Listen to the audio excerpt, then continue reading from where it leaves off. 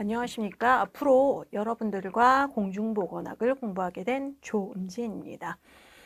먼저 우리 교재 공중보건에 대해서 먼저 말씀을 드리면 하나의 과목으로 되어 있죠. 책 한 권으로 이렇게 되어 있지만 그리고 이제 여러분들은 그걸 한 과목으로 공부하시고 시험을 치르게 되시지만요. 여러 과목이 사실은 모여있는 그런 학문이기 때문에 공부를 해보셨던 분도 그렇고 새로이 시작하시는 분들도 상당히 많은 어려움을 느끼시는 그런 과목 중에 하나입니다. 그렇지만요, 우리 교재 같은 경우에 단연간의 그 시험 내용을 분석해서 그걸 토대로 하여 쓰여져 있고요.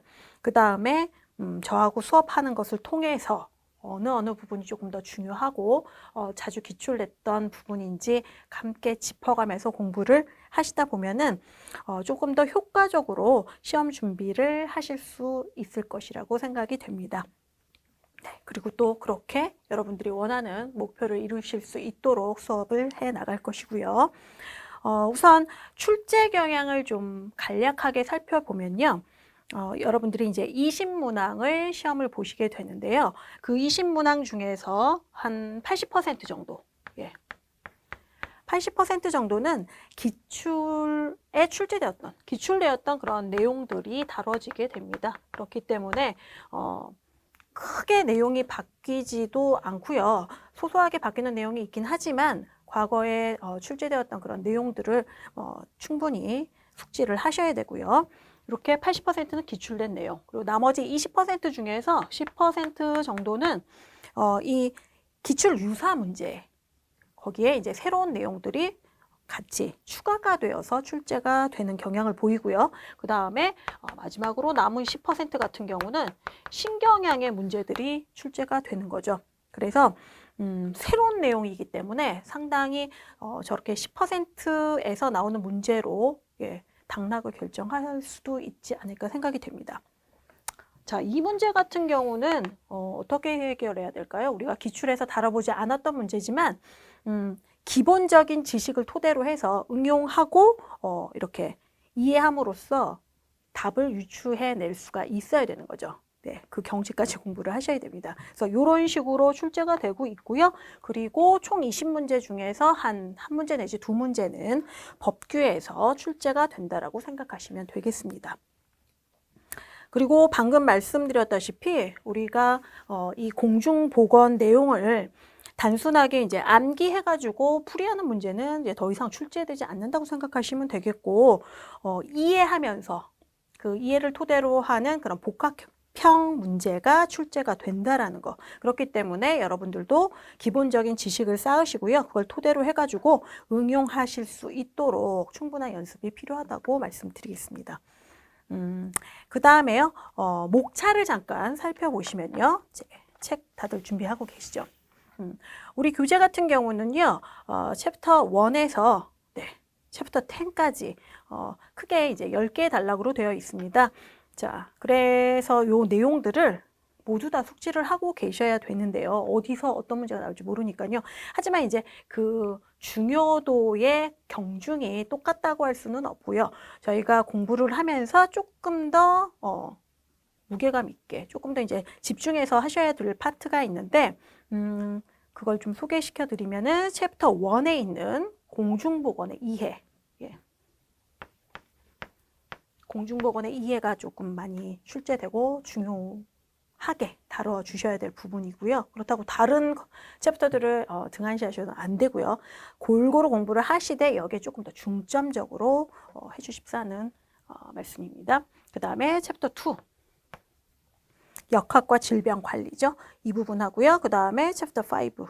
환경보건 파트 하고요. 그 다음에 마지막으로 챕터 10 마지막이죠. 보건행정과 보건통계 요 정도 부분입니다. 요 10개를 열심히 공부하시면서 특히나 요 부분 조금 더 신경 써주시기를 당부를 드리고요. 수업에 앞서서 제가 이제 마지막으로 여러분들한테 당부 저 내용 말고도 당부드린 말씀은 이제 예습과 복습을 조금 철저히 해주십사 하는 그런 바람입니다. 왜냐하면은 양이 많기 때문에 저희가 이렇게 쭉쭉쭉쭉 예, 물론 필기도 하고 뭐 별도 치고 밑줄도 긋겠지만 빨리빨리 나가기 때문에요.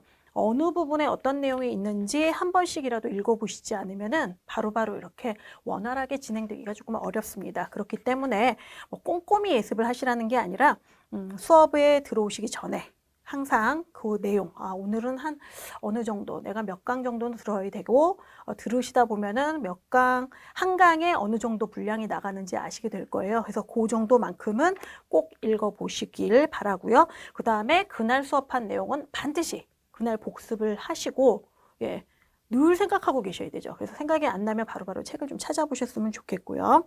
이렇게 우리가 이론 수업이 끝나게 되면요, 문제풀이를 하게 될 텐데요.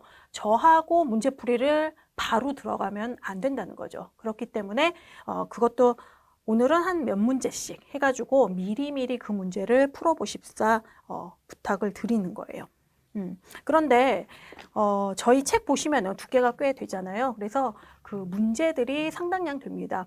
여러 권의 책을 풀어보시는 것도 중요하겠지만 우리 한 권의 이 교재를 완벽하게 이해하고 풀어보는 게 더 어떻게 생각하면 학습에 도움이 된다고 생각하기 때문에 같은 문제를 여러 번 반복해서 풀어보시기를 권장해 드려요. 그렇기 때문에 저랑 문제풀이를 하기 전에 미리 풀어보시되, 예, 문제에다가 막 이렇게 크게 확 표시하거나 볼펜으로 표시하면 또 다시 풀어보실 수가 없잖아요. 그러니까 작게 옆에 표시를 하시던지 아니면은 뭐 다른 수첩에다가 표시를 하셔가지고 답만 체크를 해 보시던지 해가지고 미리 풀어보시고 저와 함께 풀면서 어떤 틀렸던 문제라든가, 네, 쉽게 얘기하면 오답 노트를 꼼꼼하게 좀 작성해가지고 그걸 활용하자는 거죠. 그래서 그런 부분들, 예습, 복습, 그 다음에 먼저 문제를 풀어보시고 여러 번 반복해서 풀어보시라는 거 부탁 말씀드리고요.